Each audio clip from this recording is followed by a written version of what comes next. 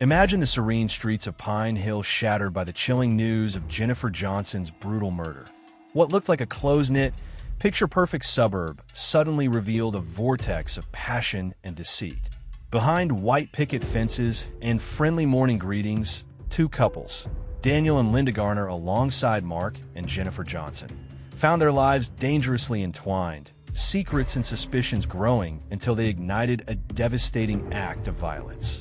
Tonight, we'll unravel how hidden desires morphed into betrayal and how a quiet community was forever changed by a crime no one saw coming. Daniel Garner, a well-regarded architect celebrated for his easy charm, seemed to have it all. A picture-perfect marriage with Linda, a devoted schoolteacher. Their closest confidants were Mark and Jennifer Johnson.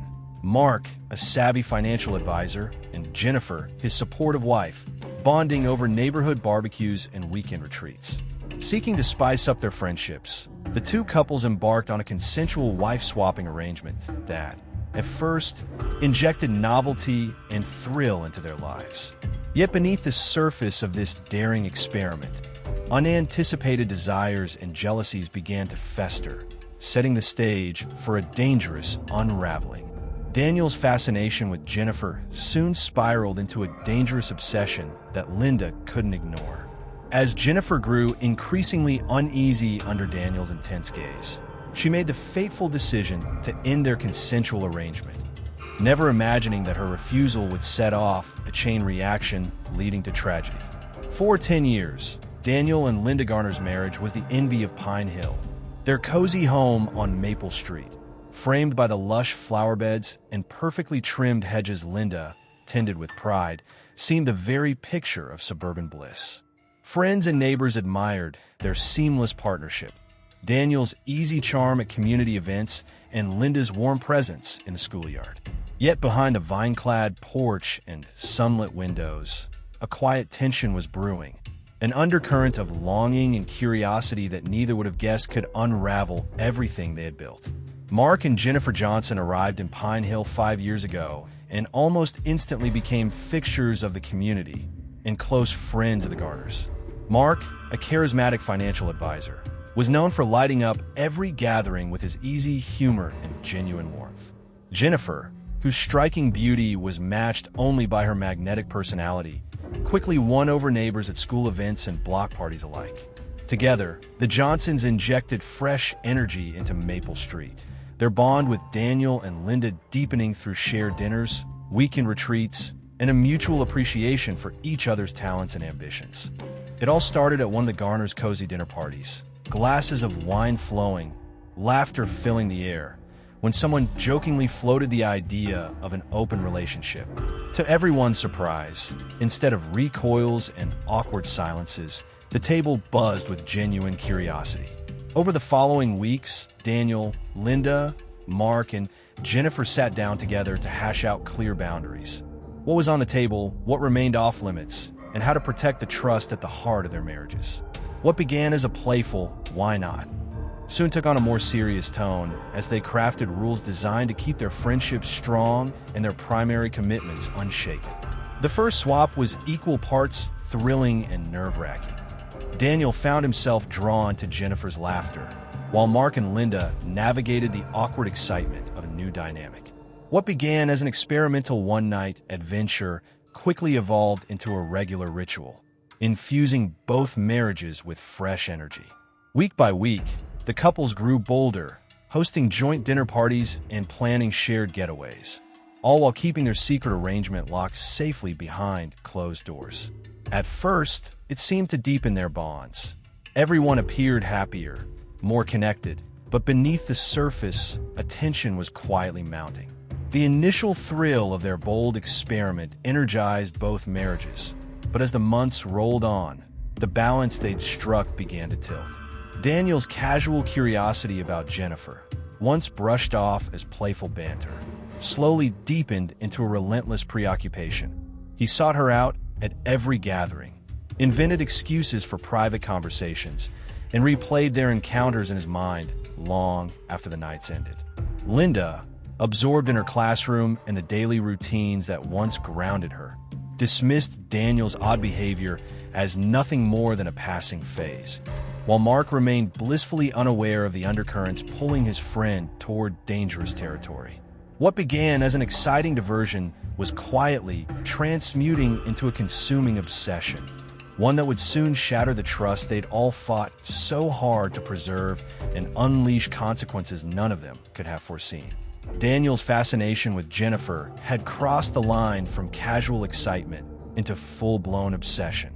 He couldn't stop replaying their private moments, during work meetings, over backyard barbecues, even in the middle of drawing up blueprints. His once burning passion for architectural design dimmed under the glare of thoughts about her.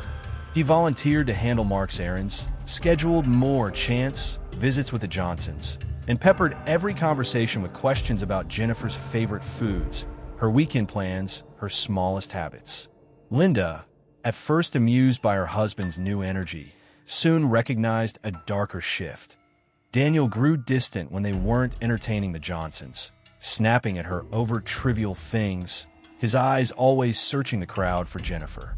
What began as an adventurous dalliance was now spiraling into a dangerous fixation that threatened to consume them all.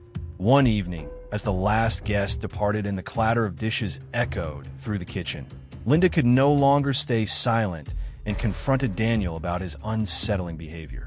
He recoiled defensively, accusing her of jealousy and insisting she was overreacting. Reluctant to fracture the fragile equilibrium they'd built, Linda withdrew. Yet she began watching him more closely, noting the way his eyes followed Jennifer at every gathering. Jennifer herself sensed the shift. What once felt like harmless flirtation grew heavy with possessiveness, his casual touches lingering and his compliments crossing into territory that felt all too intimate. When she confided in Mark, he waved off her discomfort, convinced Daniel was simply more demonstrative, leaving Jennifer to wrestle with her unease alone. Everything came to a head during a weekend retreat at a secluded lakeside cabin, supposedly a chance for both couples to unwind, but instead it magnified Daniel's fixation. He whisked Jennifer away on solitary boat rides, leaving Mark and Linda stranded on shore, while the air crackled with unspoken tension. One night by the crackling fire, Daniel shocked them both by fantasizing about abandoning their lives and starting fresh, just the two of them. Terrified, Jennifer slipped away to bed, and Linda, having overheard every word, pressed Daniel for answers. His defensiveness gave way to stubborn denial, and in that silent moment under the pines, Linda realized his obsession had grown far more dangerous than anyone had imagined, threatening not only their marriage, but the friendship that had once bound them all together. Despite her desperate attempts to rein him in, Daniel's actions grew increasingly unhinged. He began appearing uninvited at Jennifer's yoga studio, slipping into her office under the pretense of surprise visits and lingering whenever she ran errands. What had once been flirtatious excitement now left Jennifer feeling trapped and frightened, her laughter replaced by a nod of dread each time Daniel materialized in her day. Confiding in a trusted friend, she resolved that the only way to protect herself and restore some semblance of normalcy was to call an end to their illicit arrangement once and for all.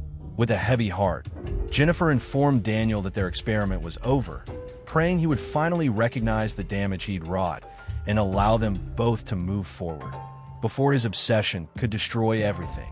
One quiet evening, while Mark was out of town on a business trip, Daniel arrived at the Johnsons' doorstep unannounced. Caught off guard, Jennifer hesitated but let him in, hoping to avoid a confrontation that could escalate. They sat in the living room, a heavy silence hanging between them. Then, Daniel broke it with a confession. He poured out his feelings, painting vivid pictures of a life they could share together, no longer in secret. Jennifer listened in stunned silence, horror growing with every word. She reminded him that what they had was never meant to be more than a fleeting thrill, a shared experiment, not a foundation for something real. But Daniel's desperation only deepened. As his words grew more impassioned, Jennifer's unease hardened into resolve. She told him, firmly and without hesitation, that it was over, that he needed to respect her, her marriage, and the boundaries they had all agreed to. Though shaken, Daniel pleaded for another chance, but Jennifer didn't budge. She had drawn the line. In the days that followed, Jennifer did everything she could to steer clear of Daniel, hoping that distance and silence would make him realize the damage he was causing. Desperate for support, she opened up to Linda, who listened quietly, torn between compassion for her friend and a conflicted sense of loyalty to her husband. Linda knew the situation had spiraled out of control. She assured Jennifer that she would speak with Daniel, hoping her words might bring him back to reality. But instead of calming down, Daniel's obsession intensified. He began appearing outside Jennifer's workplace, waiting in the shadows long after closing time. He left voicemails and messages filled with desperate declarations of love, each one more unsettling than the last. Jennifer, no longer willing to live in fear, decided it was time to confront Daniel directly. One final conversation, with the hope of making him see just how deeply his actions were affecting her. They met at a quiet, secluded park, neutral ground where Jennifer hoped to end things peacefully and without further drama. She stood firm, calmly explaining once again that their arrangement was over and that his behavior had become invasive and alarming. She urged him to move on, to return to his life and his marriage before things got worse. But Daniel, consumed by his delusion, couldn't accept her words. His voice trembled with desperation as he accused her of using him, of pretending to feel something she never did. Jennifer, though clearly shaken, didn't waver. She made it clear that whatever they had was over and that she was committed to repairing her marriage. Hidden among the trees, Linda watched in silence. She had followed Daniel, unsure of what she would find, but now stood frozen as she witnessed the confrontation unfold. The pain on Daniel's face mirrored her own, but it was Jennifer's quiet strength that struck her the most. Linda knew that whatever happened next could change everything. Daniel was momentarily stunned by Linda's sudden appearance. It was as if the heavy fog of his delusions had been pierced by a beam of harsh, undeniable reality. The look in Linda's eyes, more disappointment than anger, cut deeper than any accusation could. For a moment, neither of them spoke. The weight of what had transpired hung in the air, thick and suffocating. Jennifer walked away without looking back. Her legs trembled, but her steps were steady. Fear still lingered in her chest, but it was now accompanied by a firm resolve. This chapter had to end, no matter the cost. Linda slowly approached Daniel. She didn't speak. Her silence was louder than any confrontation, her presence a mirror to the mess they had both become entangled in. Daniel looked at her, his eyes filled with a mixture of guilt, confusion, and something else, perhaps the first flicker of understanding. But whatever recognition he found came too late. As the argument escalated, Daniel's desperation turned into a burning anger. Jennifer's refusal to indulge in his fantasies felt like a personal betrayal, and it pushed him to lash out. His words were harsh, and he began calling her names, accusing her of ruining his life. Jennifer, despite the sting of his accusations, held back her tears. She stood her ground, determined not to be intimidated by his outburst. The scene was charged with raw emotion, as the two locked in a tense standoff. Meanwhile, Linda, who had been watching from the shadows, felt a surge of panic. She realized that she had to intervene before things spiraled any further.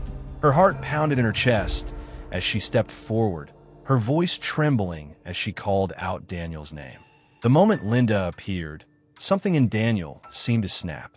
His expression shifted from rage to confusion and, oddly, relief. Jennifer, seeing her chance, took a deep breath and walked away, determined to put as much distance as possible between herself and Daniel. She wasn't about to let this confrontation destroy her any further. Linda, now left alone with her husband, attempted to calm him down. She spoke softly, trying to reassure him that they would find a way to move past this. But deep down, she knew their lives had been irreversibly altered.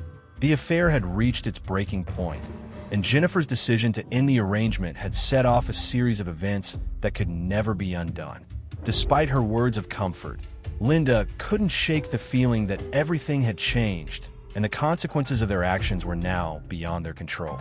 As the dust settled, the full extent of Daniel's obsession and Linda's complicity began to unfold, setting the stage for a tragic and violent conclusion.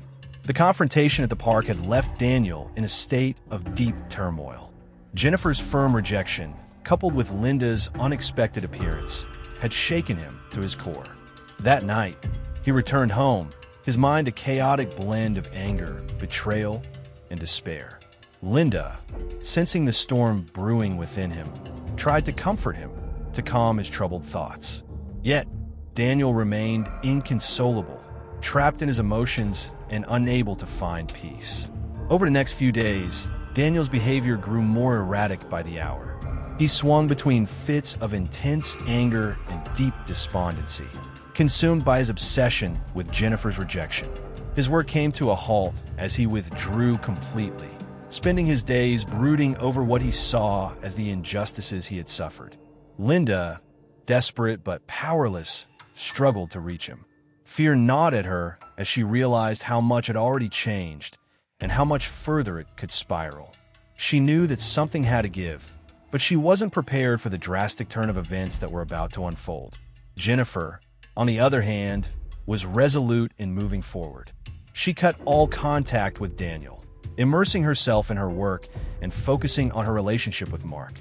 Despite the tension hanging over her, she kept the full extent of Daniel's obsession a secret from her husband, fearing how he might react and the aftermath it could cause.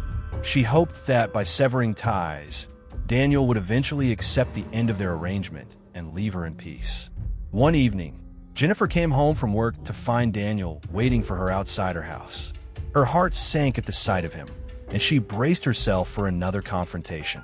With caution, she approached him, her voice steady but firm as she told him to leave. Daniel, his eyes wild with desperation, begged her for one last chance to explain himself. Jennifer, sensing the futility of the conversation, tried to walk past him, but Daniel grabbed her arm.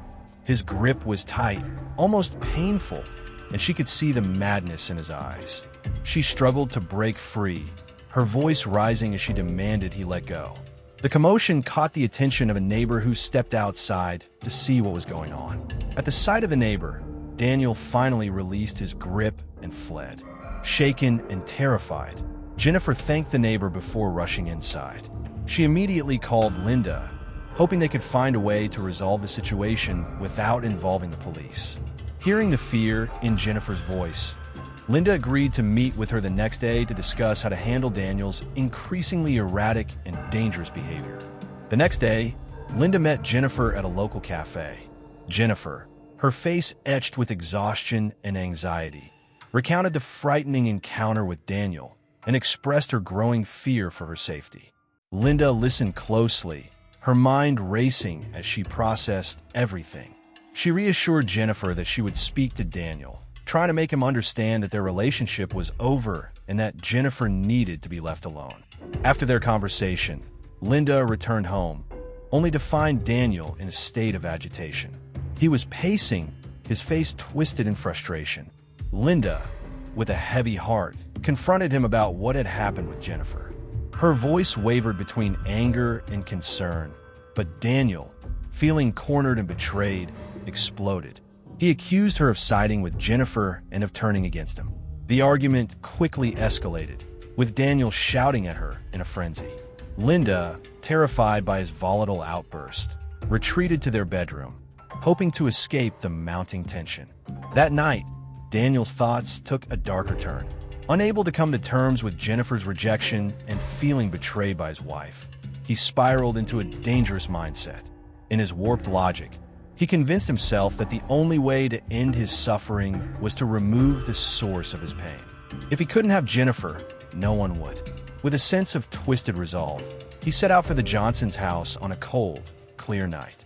Knowing that Mark was out of town and Jennifer would be alone, he saw the perfect opportunity. He broke into the house through a side window, moving quietly through the darkened hallways. As he neared the bedroom, where Jennifer slept unaware, a surge of rage and desperation took hold of him. The sight of her, so peaceful in her slumber, only fueled his twisted emotions. With a kitchen knife in his hand, Daniel slowly approached the bed, his mind consumed by a chaotic mix of love and hatred, both battling for dominance in his fractured mind. Jennifer woke up to find Daniel standing over her, a knife in his hand. She tried to scream, but he covered her mouth. In a fit of rage, he stabbed her in the chest. As her life faded, Daniel stood still, overwhelmed by a mix of emotions. After the murder, he fled the house, his hands stained with blood. When he returned home, Linda saw the terror in his eyes and immediately understood what had happened. In a moment of twisted loyalty, she decided to help him cover up the crime. They knew their lives, and the secrets they had kept were at stake. Linda knew they had to act quickly to survive this. Linda, driven by a twisted sense of loyalty and fear, immediately took control of the situation. She directed Daniel to the bathroom, telling him to strip off his blood-soaked clothes and wash away the evidence.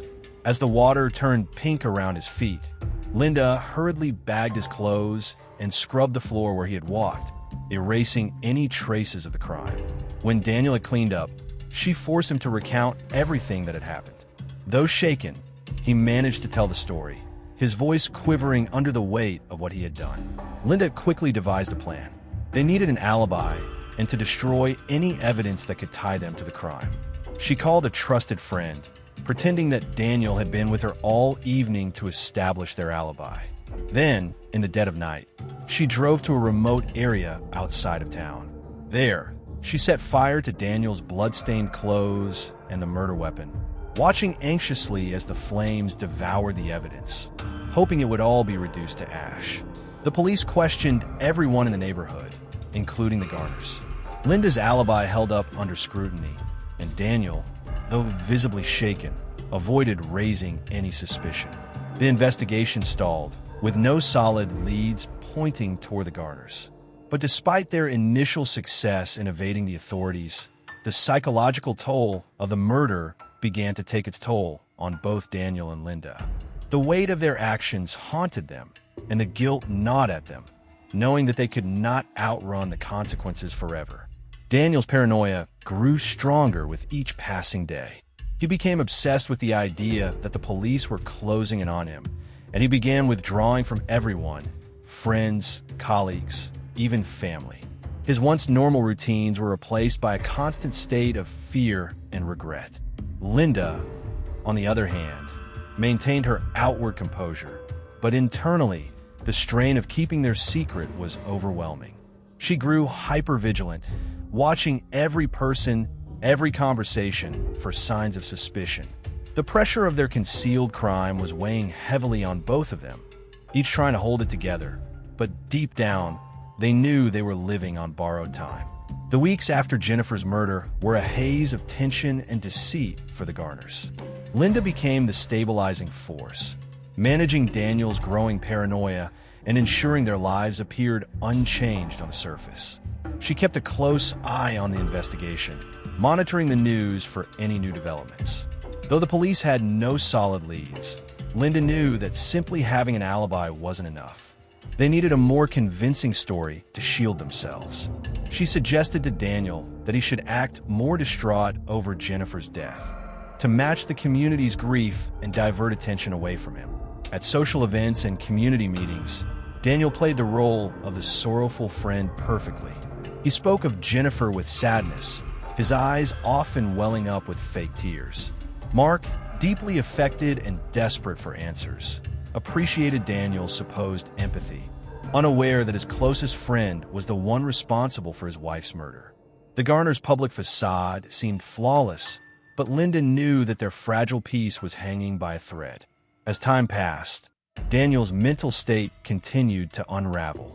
The weight of his guilt began to consume him, manifesting in vivid nightmares and unsettling hallucinations. To cope, he turned to alcohol, drinking heavily to numb the constant turmoil inside him. However, the relief was only temporary, and the despair would return with each passing day.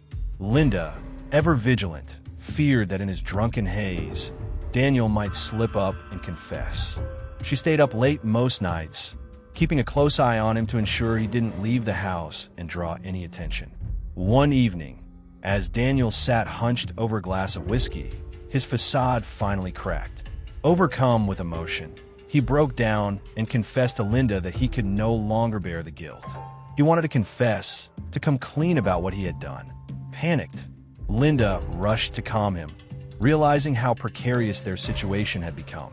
Thinking quickly, she suggested they take a trip out of town, hoping that the change of scenery would provide Daniel with a brief escape from his overwhelming emotions. They headed to a secluded cabin in the mountains, hoping the isolation would give them both the distance they needed to regain some clarity. In the solitude of the cabin, they found a brief reprieve, allowing them to plan their next steps without the looming pressure of the investigation hanging over them. At the cabin, Linda worked tirelessly to reinforce the importance of their secrecy. She coached Daniel relentlessly on how to handle any police questioning or public interactions. She drilled him on every possible scenario, making sure he could respond smoothly and convincingly without hesitation. Her focus was unwavering, driven by the desperate need to protect their lifestyle and avoid the consequences of their actions. Each moment spent at the cabin was a lesson in survival, a constant reminder of what was at stake. When they returned to Pine Hill, they tried to slip back into their lives as though nothing had changed. The Garners resumed their routines, with a renewed sense of purpose and determination. Daniel, although still deeply haunted by what he had done, managed to put on a more stable front for the public. Linda continued to oversee their interactions with the community, carefully managing their image to ensure no suspicion was raised. However, despite their best efforts, cracks began to form in the carefully crafted facade. Friends and neighbors began to notice Daniel's increasingly erratic behavior. His drinking had escalated, and his moods became unpredictable. Whispers of his possible involvement in Jennifer's death started to circulate in the small town. People began to look at him differently, and Linda knew they couldn't afford to let their guard down. The pressure was mounting, and the fear of being discovered was beginning to take its toll on both of them. Linda, ever vigilant, worked to quash the rumors, but she knew their time was running out. As the police investigation continued, new evidence came to light, pointing towards inconsistencies in Daniel's alibi. The Garner's carefully constructed world was on the brink of collapse, and the truth was closer to being revealed than ever before. Detective Mitchell interviewed the Garners separately, noting any discrepancies in their stories. Linda's carefully crafted alibi held up under scrutiny, and Daniel's emotional state seemed consistent with that of a grieving friend. However, Mitchell's instincts told her there was more to the story. As the weeks passed, new evidence emerged. Forensic analysis of Jennifer's phone records revealed a series of increasingly desperate text messages from Daniel, indicating his obsession with her. Mitchell brought Daniel in for further questioning, pressing him on the inconsistencies in his alibi and the nature of his relationship with Jennifer. Daniel, struggling to maintain his composure, stuck to the story Linda had coached him on, but his nervousness and evasive answers only heightened the detective's suspicions. The turning point came when a neighbor came forward with crucial information. They had seen Daniel's car parked near the Johnsons' house on the night of the murder and remembered the strange behavior he had exhibited. This testimony, combined with the forensic evidence and Daniel's erratic behavior, was enough for the police to obtain a search warrant for the Garners' home. During the search, the police found remnants of the burned clothing and traces of blood that had seeped into the floorboards, despite Linda's thorough cleaning. This damning evidence, coupled with the witness testimony and phone records, painted a clear picture of Daniel's guilt. The net was closing in on the Garners, and Linda realized that their carefully constructed facade was about to crumble. She knew that their only chance of escaping a lengthy prison sentence was to come up with a new plan, one that would shift the blame away from them and onto someone else. As the police closed in, Linda and Daniel faced the harsh reality of their situation. The lies and deceit that had once protected them were now threatening to unravel completely, and the truth was about to be revealed in a way they could never have anticipated. As the evidence against Daniel mounted, Detective Mitchell prepared to make her move. She brought Daniel in for another round of questioning, this time with a different approach. She laid out all the evidence they had gathered, the phone records, the witness testimonies, and the forensic findings. Daniel, cornered and overwhelmed, began to crack under the pressure. Mitchell pressed harder, suggesting that if Daniel came clean, he might receive a more lenient sentence. Daniel, unable to handle the weight of his guilt and the relentless questioning, finally broke down. He confessed to killing Jennifer, describing his obsession, the confrontation, and the moment he lost control. However, in his confession, Daniel also implicated Linda, revealing her role in covering up the crime. He described how she had helped him clean up, dispose of evidence, and craft an alibi. Mitchell, sensing the opportunity to get the full story, had Linda brought in for questioning as well. Confronted with Daniel's confession, Linda initially denied any involvement, but as Mitchell detailed the evidence in Daniel's account, Linda realized there was no way out. Her carefully constructed lies had finally unraveled. She admitted to helping Daniel, explaining that she had done it out of a misguided sense of loyalty and fear of losing everything they had built. The trial of Daniel and Linda Garner captivated Pine Hill and the surrounding region. The courtroom was packed with reporters and curious onlookers eager to see the conclusion of the tragic tale. Daniel, charged with first-degree murder, and Linda, charged with accessory to murder and obstruction of justice, both pleaded guilty to their respective charges. Daniel was sentenced to life in prison without the possibility of parole.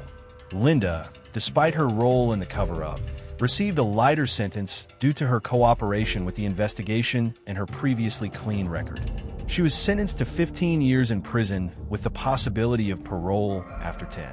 Mark Johnson, left to pick up the pieces of his shattered life, found some solace in the justice served but continued to mourn the loss of his beloved wife.